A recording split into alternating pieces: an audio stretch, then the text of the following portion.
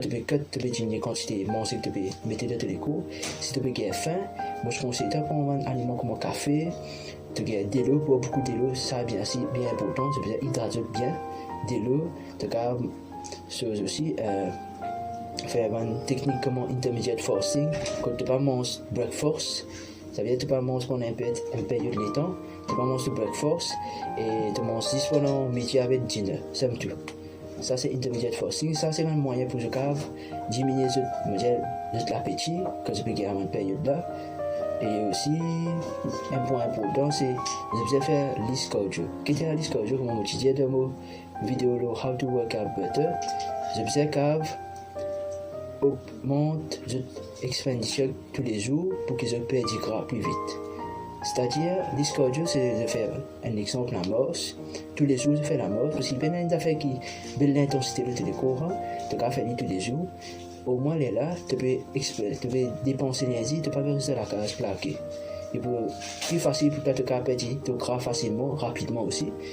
Et aussi, tu peux me dire, fatigue-toi de ton training aussi, à cause pour marcher, il peut y avoir une belle intensité de télécourant. Un autre point maintenant pour dire, je n'ai pour pareil chaque quantité de manger que je peux mettre dans ce décor et là que je workout aussi. Bon, je finis cause point là, cause workout là, pareil, de si ton poids peut diminuer ou soit augmenter pareil, l'autre va un exercice bien sûr. Et aussi, le côté workout, moi je conseille pas exagérer, au moins faire un training que je peux maintenir toute la force qui se tient des bases.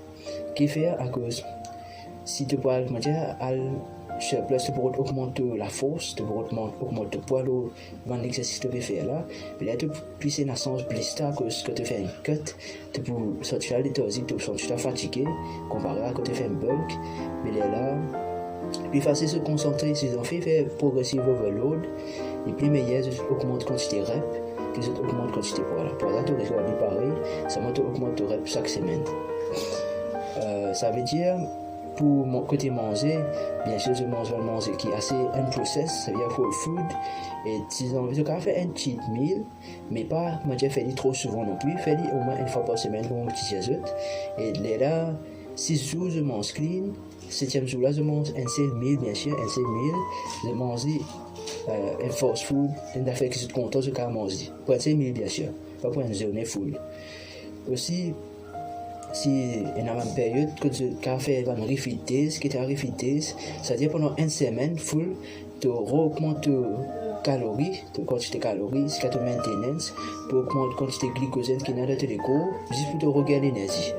Comparé à si tu es allé pendant un mois full de passeuse, tu peux pas diminuer, ça veut dire que tu manges le déficit pendant un mois full. Là, il y a un problème que tu es fatigué léthargique. Alors, moi, je conseille de faire un refeed weeks. Pendant une semaine, je mange pendant une maintenance. Pareil, pour le côté macronutrients, je mange au moins 50% de protéines, 20% fat, 20% fat, ouais, avec 25 à 30% de autres carbs. Juste pour gagner assez d'énergie. Alors, je pense que c'est un bon pour causer aujourd'hui. Et aussi, un dernier point, prendre une photo chaque mois. Qui fait que ça peut permettre de guetter notre résultat, si c'est comment bien remettre le déficit que je peux faire là, je peux guetter si les groupes peuvent changer, si je peux prendre du grade dans certaines places, ça peut permettre d'évaluer le déficit comment bien. Comme ça, je peux prendre une photo chaque mois. Et pas oublier quelques quantités de poids aussi chaque semaine, je peux différencier les average. Alors, c'est moi pour causer et on se voit à la prochaine.